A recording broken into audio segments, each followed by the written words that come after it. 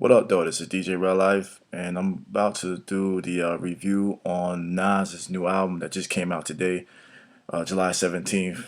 His 10th studio album called Life is Good. This is the first album in 4 years that Nas has put out.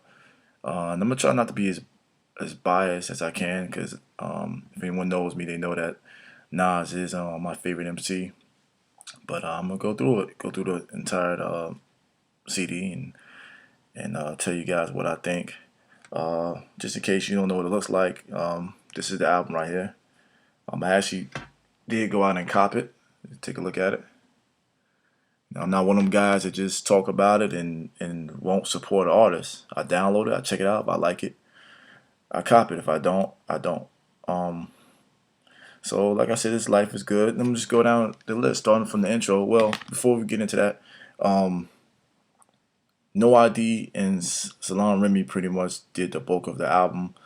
Um, Once I heard Salon was producing some tracks, I was a little bit skeptical because I feel like Nas hangs on to Salon production too much. And if anyone knows, that's been one of the knocks on Nas' album. Like lyrically, it's no problem, but it's just the production sometimes just don't go with the lyrics. So, but on this album, I can honestly say Salam did his thing. This is Salam's best production since Godson, and also Nas's best album since Godson. But even the beginning, the intro, which is called No Introduction, was produced by I can't think of the people's name right now. Justice League. I'm sorry, which was they did a good job. Nas pretty much rips it. That's Let me go through the standout tracks. Locomotive featuring Lost Professor. That definitely is a dope track. It feels like New York State of Mind. It has that kind of energy, and Nas even yells out, "This is for my '90 niggas who stuck in the '90s," because it has that feel to it. Queen Story is a dope track. Murderers is a dope track. Rick Ross. Honestly, I feel like he could deal without Rick Ross, and maybe either do the song on his own, or even have Az, guest appearance on it. But maybe that was a label move, maybe not, but still a dope track. Daughters, of course, is a dope track, which has a video and has been out for a while. Reach Out featuring Mary J. Blige is also another standout track. Has that old school feel. Mary kills it, typical Mary.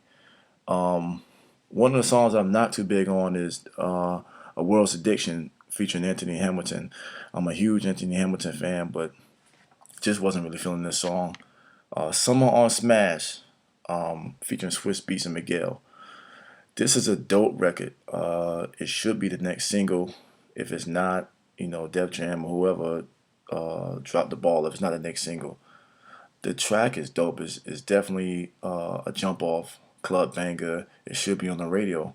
But like always, it's always a track that just doesn't go together with the rest of the album. Kind of like on the Stillmatic album, where he had the song with Mary J. and the Bravehearts. I think it's called "It's a Party." The song was horrible, and it didn't fit the album.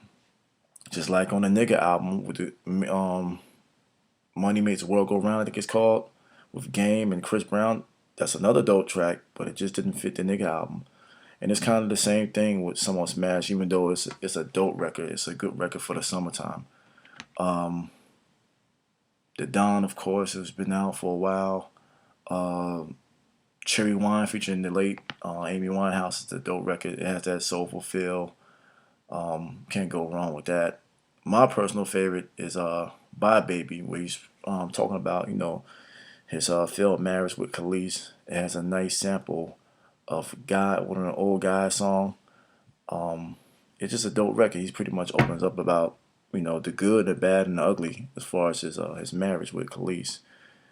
And I did go by the deluxe version with the 4 extra songs. You know what I mean? So the bonus tracks, Nasty being one of them, and a couple of 3 other ones as well. But overall, man, I love this album. I love it. Um, right now, I mean, like I said, I'm not trying to be biased. I still think Killer Mike is, I have to say, is one of the better albums, the second best album under Nas' Life is Good. This album just, other than the Anthony Hamilton track, which is not a bad track, but I'm just not feeling it. The album is dope. No ID again, and Salon Remy did their thing. The album is just dope all the way through. It just seems like he does his best work under adversity, and it's like he had a fire under him that have him rap like this. Not too many rappers after making for being in the game for 20 years and having 10 albums still sound as good.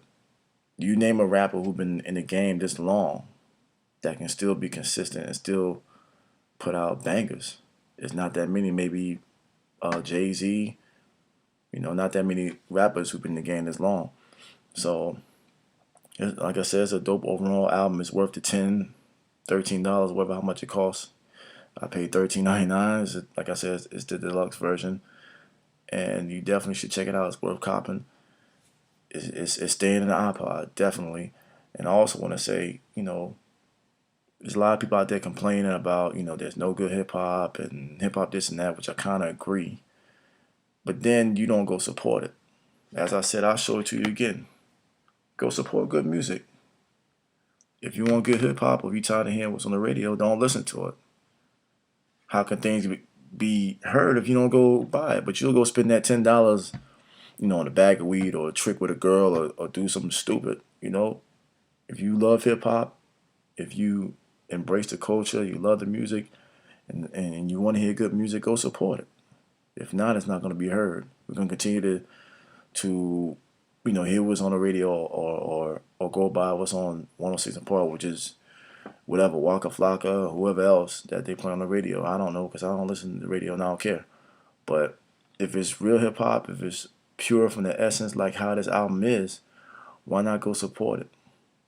Why not, And that's all I can say. Let me know what you think. You can always get at me at djrelllife@gmail.com and also on Twitter at RellLifeRadio. Again, this was the Nas review. Life is good. The CD is good. And I'm signing off.